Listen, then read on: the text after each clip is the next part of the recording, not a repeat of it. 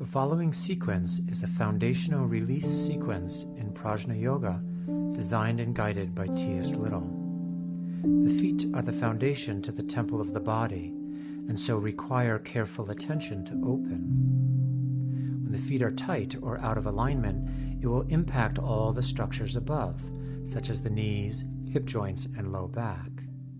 This class begins by mobilizing the ankles, the toes, and the strong sheet of connective tissue on the sole of the foot, called the plantar fascia. Since the foot is muscularly attached to the shin, this sequence stretches and activates the Achilles tendon, the calf muscles, and the outer shin region. The sequence, although demanding at times, pumps blood into the ankle and foot and activates the pressure points along the sole of the foot. This course is particularly valuable as a preparation for all yoga postures. It is beneficial for students with a history of sprained ankle, bunions, shin splints, plantar fasciitis, and any foot trauma. Breathe and enjoy, and remember, feet first. Be sure that you are warm enough as the opening is done on the back. Make sure that you have a blanket between your body and the sticky mat so that you slide rather than stick. Have a strap, block, tennis ball, and dowel available beside your mat.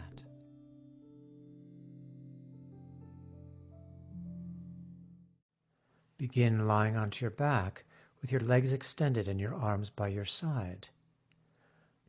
Avoid adjusting yourself and just allow the weight of your body to drop. Notice how your legs drop into the floor, particularly noticing the weight on your heels.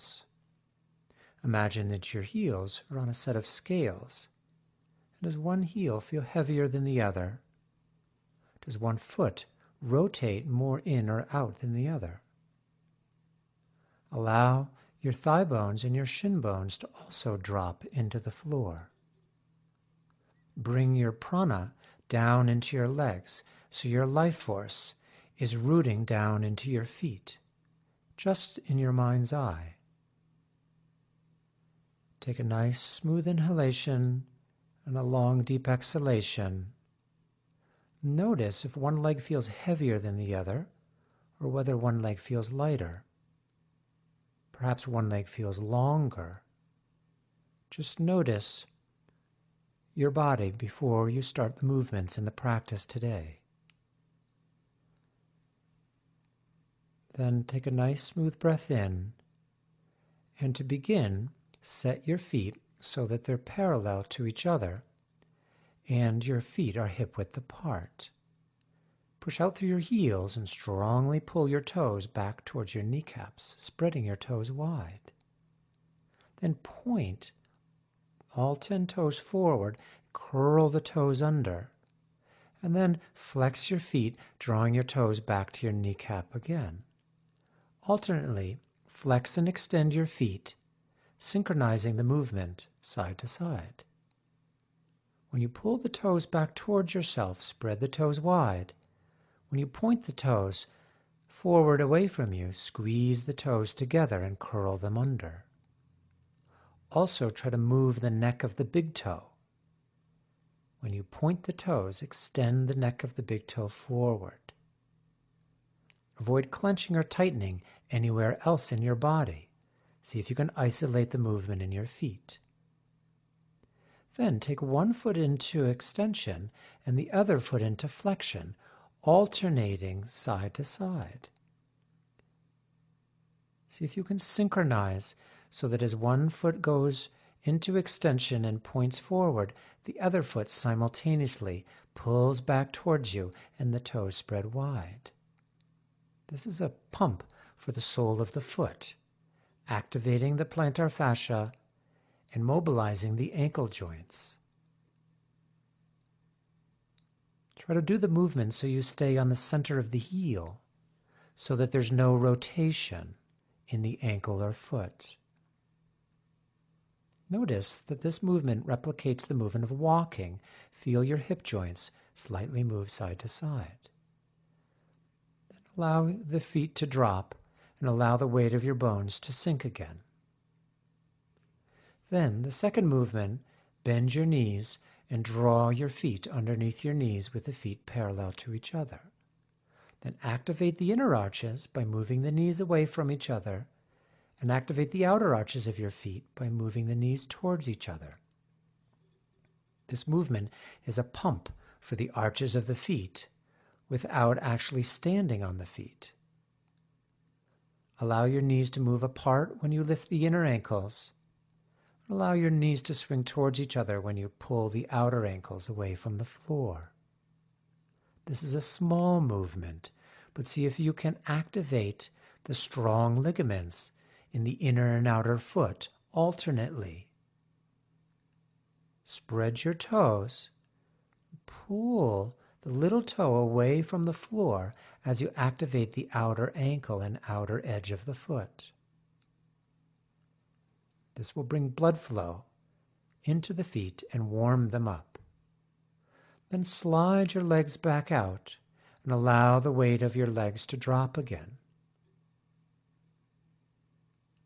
Take a nice breath in, exhale out through your heels and toes, and then without lifting your head, slowly roll onto your belly. Set your right hand on top of your left and rest your forehead to the back of the hand. Then turn your toes underneath you, walking your toes back towards your hip joints, and press the heels away from you. Then slowly slide or scrub the toes along the mat as you point the toes out into extension. I'll try that again. Turn the toes under, lift your kneecaps right up off the floor, stretch the backs of your legs, and then sweep the toe tips against the floor. From here, bend your right knee and set the right foot directly over the knee. Begin to create circular movements through the ankle and foot, isolating the movement in your foot as much as possible. Create a circular pattern as if there's a pencil on the tip of your big toe, drawing a circle around the room. Point the toes when the toes go up towards the ceiling, and pull the toes down when the foot is in flexion. Observe any cracking or popping in the ligaments of your arch and ankle as you do this movement. Avoid tensing anywhere else in your body. Try to keep the buttocks and the lower back passive. Then extend that leg down and try the same on the other side. Bending your left leg, setting the ankle directly over the knee, and then create a circular movement, isolating just the ankle. Create a large circular pattern so that you can feel the movement of the tendons and ligaments that hold the foot to the shin. These are some of the strongest tendons in the body, and they're difficult to mobilize. Notice if one foot doesn't coordinate as well as the other. It might be more difficult to articulate one ankle joint. So compare your two sides. Isolate the movement in a swivel pattern. This is particularly good for people who have sprained their ankle or have any swelling in their lower limb. At the end of the last one, extend your left leg back down, then turn your toes under like Chaturanga Dandasana. Walk your toes towards your pelvis, press your heels away from you, and once again create a sweeping movement to extend the soles of the feet as you slowly brush your feet out and point your toes. Then from here, bend your knees without lifting your head and roll onto your back again. Stretch your legs out and allow the weight of your legs to drop. Notice any pulsation or tingle down into your feet and your knees. From here, bend both knees and draw the soles of your feet flat to the floor. Extend your arms out to the side with the palms turning upward. Make sure your feet are hip-width apart. Exhale and drop your knees to one side, keeping your feet hip-width apart. Make the opposite side arm heavy. Inhale back up to center, and exhale, swing or drop your knees to the other side.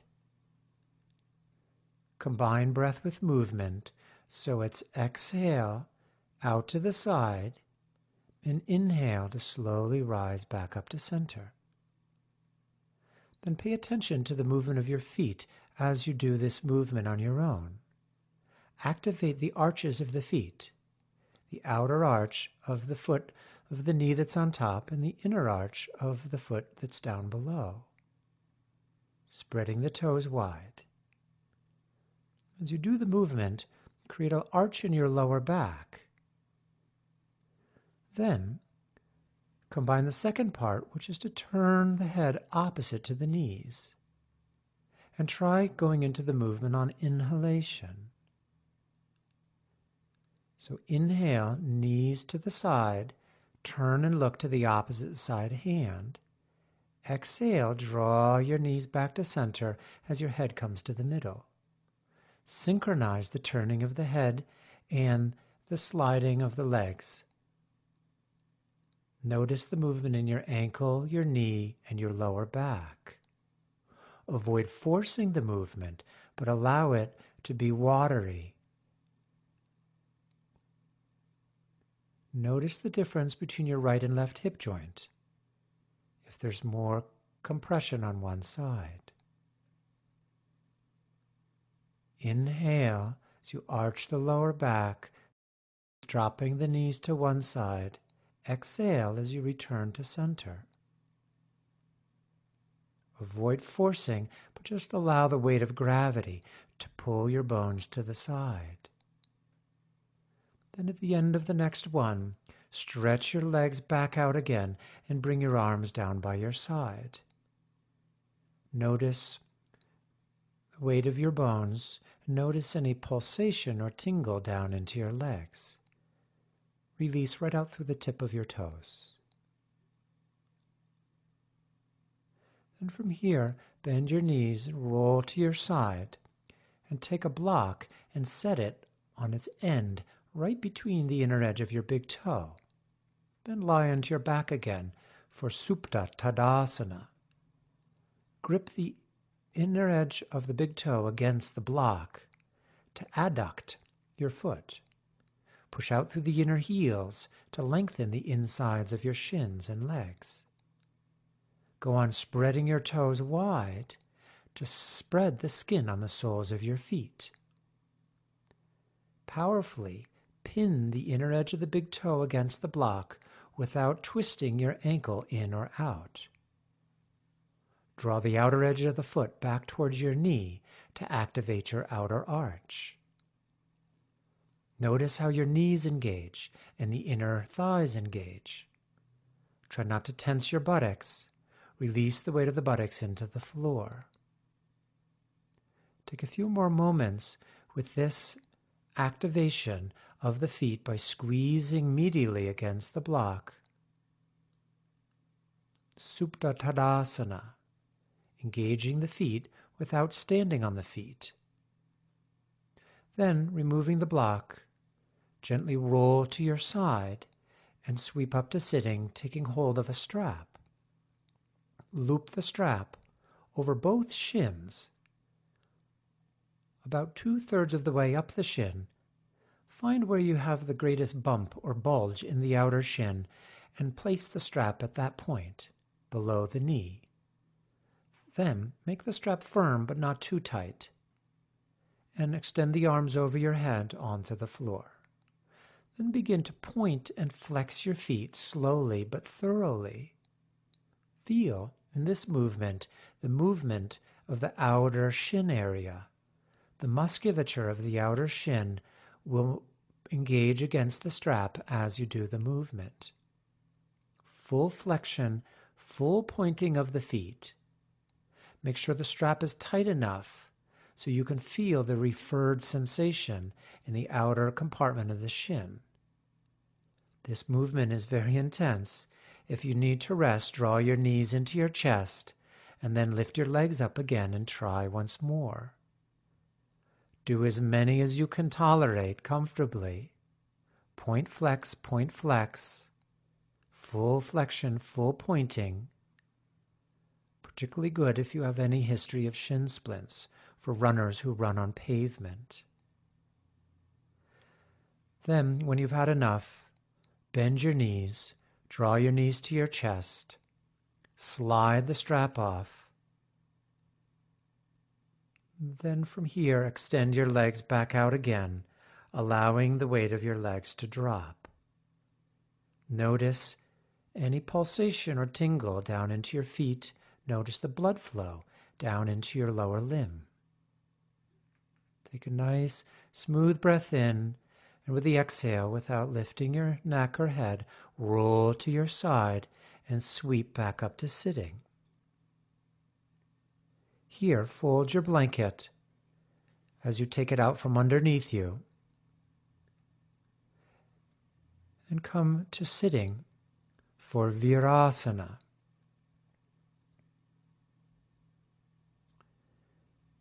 Set your knees so that they're within an inch apart. Take your hands to the backs of your calves and draw the calves back and away from the knees. Sit directly between your feet so the feet hug the outer edges of your hips. For those of you with congestion or pressure in the knees, sit onto a block, onto the face or the flat side of the block, so there's not undue pressure on your ankle or knee. Sink the tops of the feet to the floor and feel the weight of the shins descend.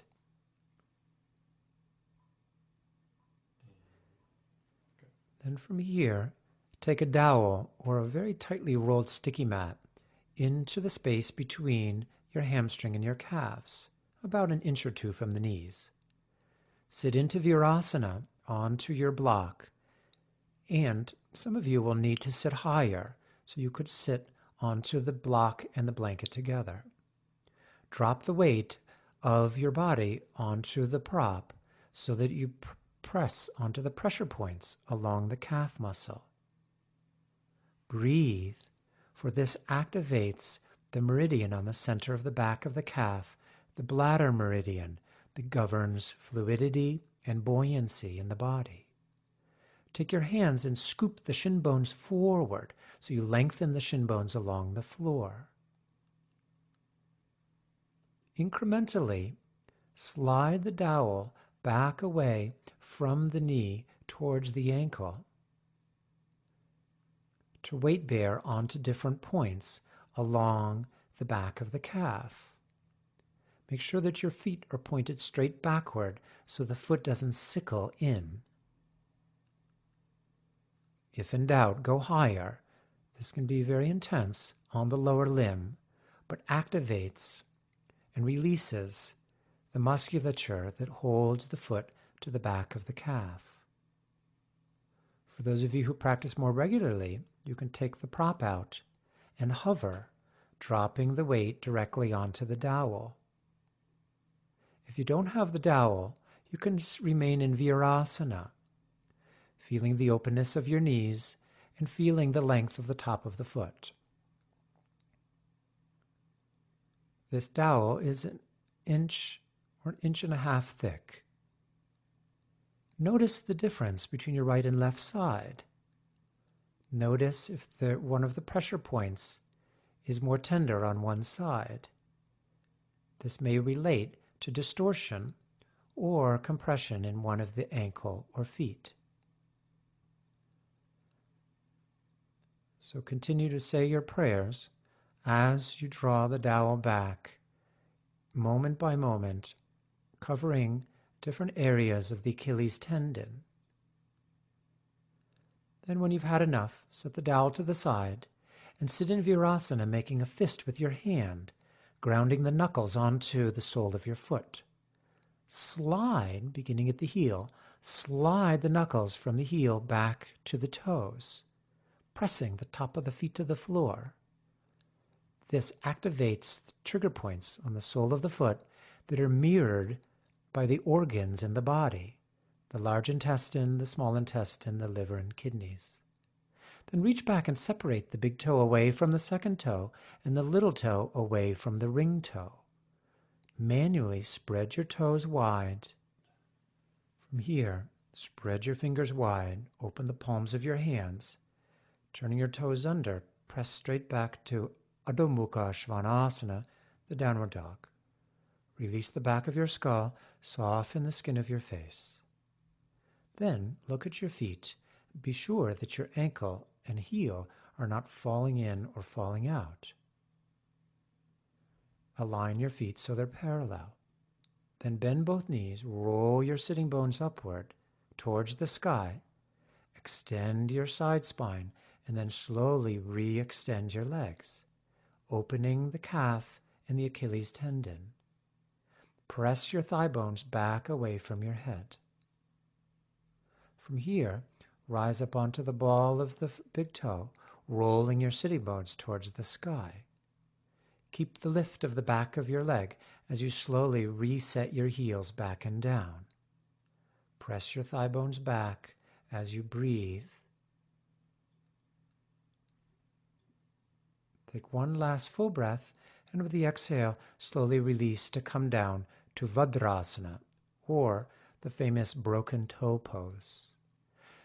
Sink the weight of your pelvis back onto your toes, with your toes turned under. Interlock your fingers and stretch the arms towards the wall behind you.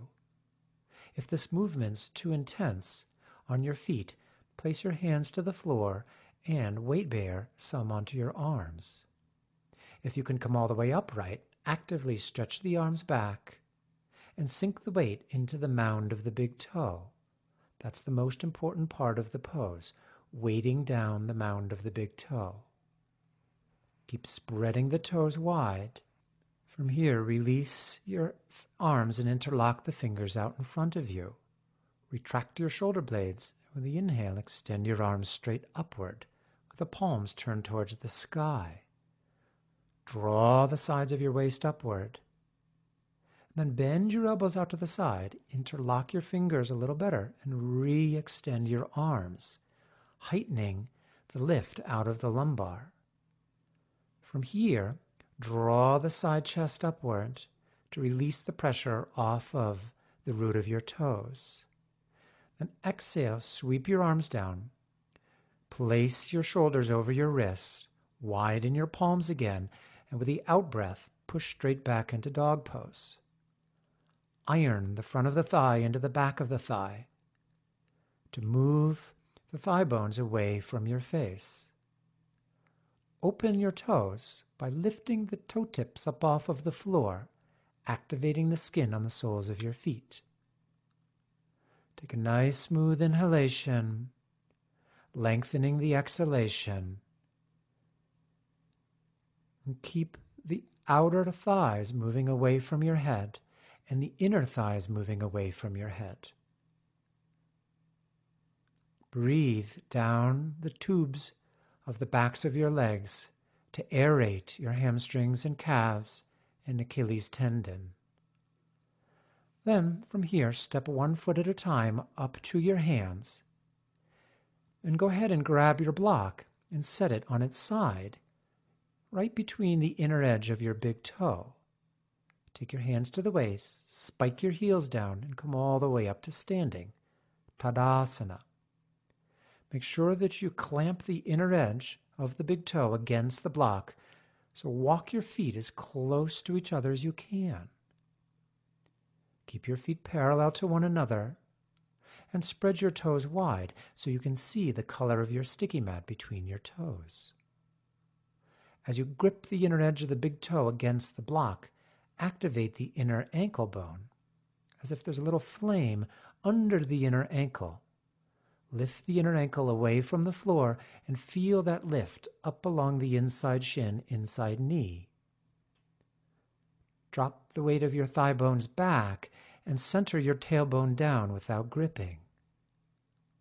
Go on stretching the necks of the toes so the tips of the toes are as if they could shoot little rays of light right out through the toe tips. Squeeze against the block to activate the soft tissues of the inner arch. From here, take hold of your tennis ball, slide it underneath the sole of your foot. Begin with the ball near the heel and drop the weight onto the prop. Activate the pressure points on the sole of your foot incrementally as you move from heel towards the toes. Breathe into the sole of your foot as you activate any trigger points or buildup of calcium that might be on the sole of the foot. You may also curl the toes around the ball to make the bones of your feet more elastic. Walk the foot along the ball, and you can also roll the foot along the ball to activate all of the trigger points and the pressure points together. Take your time with this work. You might want to stop the tape to prolong this section so that you can take your time and do it more slowly. You may also graduate to the golf ball, which puts more direct pressure onto various parts of the sole of the foot. Make sure you keep your breath flowing so that the blood jettisons down into the arch of your foot and all of the soft tissues there. Notice which foot is more congested. In foot reflexology, all of the organs of the body are mapped onto the sole of the foot. Notice the pressure points from heel towards toe tips. Then setting the ball to the side, come back to Tadasana and step your right foot out and your left foot in for triangle, Trikonasana. Stretch your right arm to the ceiling, stretch the side waist up, and exhale, elongate, triangle to the right. Rest your left hand to your hip. Take a nice full breath in, and then look down to your front foot. Open the toes, bend your right knee, and press down into the mound of the big toe. Keep that pressure as you re-extend your leg, activating the arch of your front foot. Meanwhile, press into the outer edge of your back heel, keeping your back toes live, and keep your outer edge of that foot gumming to the floor. Stretching your upper arm, so the upper arm's like a church steeple, actively, dynamically pulling towards the sky.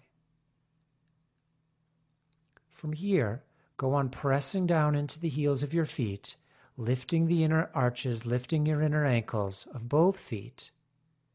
And then with the inhale, pull the left arm up. Switch over to the other side. Left foot turning out, right foot turning in. Stretch the left arm to the sky. Open your left waist and exhale, elongate. Triangle to the left. Bring the hand to the shin. Rest your upper hand to the waist. Begin to spread the skin on the soles of your feet. Look down to the front foot. Once again, bend the front knee. Ground the mound of the big toe to the floor and slowly re-extend your leg, pumping the bridge of the arch upward. Go on opening the space between your toes and stretching the length of the bones of the feet. You can also bend the back knee, grounding the outer back heel and re-extending the back leg. Keep your heels firmly fastened as you extend the upper arm. Bring your mind to your feet, spreading the webbing between your toes. Then, with the right arm long, pull with that right arm. Inhale to rise and come all the way up to center. Turn your feet inward so your feet are parallel to each other. Bring your hands to your waist. Inhale, stretch up. Exhale, elongate down. Prasarita Padottanasana. Inhale, take a breath, lift your chest up. Look, make sure one foot's not forward of the other as you exhale, fold down. Some of you may wish to take a block underneath the top of your skull so that you can make contact with the support. Press the outer edges of your heels to the floor. At the same time, spread the little toe away from the ring toe. Then bend your knees, roll the sitting bones upward towards the sky, pin the outer heels downward, and slowly re-extend the legs. As you re-extend, charge the inner arches upward and lift your inner knees like Bunsen burners. Light up the inner knees. Release the back of your skull, keep your face soft, and allow the breath to flow deep into the body. Keep monitoring and sensing the weight on your feet. Then inhale, lift your chest, come halfway up, turn your left foot out, your right foot in, bring the hands to the top of your sticky mat, and step back to downward facing dog. Once again, press your thigh bones back away from your head. For the last time, take a nice deep breath down the backs of your legs. Then from here, step your feet through. Come back onto your elbows with your knees bent. Slide your sacrum towards your heels as you slowly lie down spine by spine and stretch your legs out into Shavasana, releasing the weight of your legs completely. As you did in the beginning, allow the weight of your bones to drop, especially the heels and the shins and the backs of your legs. As you did in the beginning, compare your two sides. Does one buttock feel heavier than the other? Push the right heel away from your hips, stretching the back of the right leg, and then release that leg. And do the same on the left side. Push out through the left heel, stretch the back of the left leg, and let the left leg fall to the side. Feel the weight of your back of the calves. They should feel like water balloons pooling into the floor. Soften the skin on the soles of your feet. Allow that skin to be as soft as an infant's skin. Empty your toes and the toe tips. Allow any strain to evaporate off of the tips of your toes. Allow the weight of your thigh bones to drop like sacks of flour. Empty from your knee down to your heels. Let any strain or tension drain or siphon out of your legs. Remove any sluggishness out of the musculature, and allow the musculature of your legs to drop away from the bone, like a fillet. Allow the weight of your buttocks to soften and the sacrum to drop. Like a ripe avocado, allow the sacrum to sink into the floor. At the same time, notice the weight of the back of your skull. Sink the back of the skull to the floor, and as you do so, allow your eyes to be very soft. Allow your eyes to be soft and notice the space between your eyes and the eyelid. Allow the weight of your brain to drop back, and allow the weight of the prana to sink to the back of your body.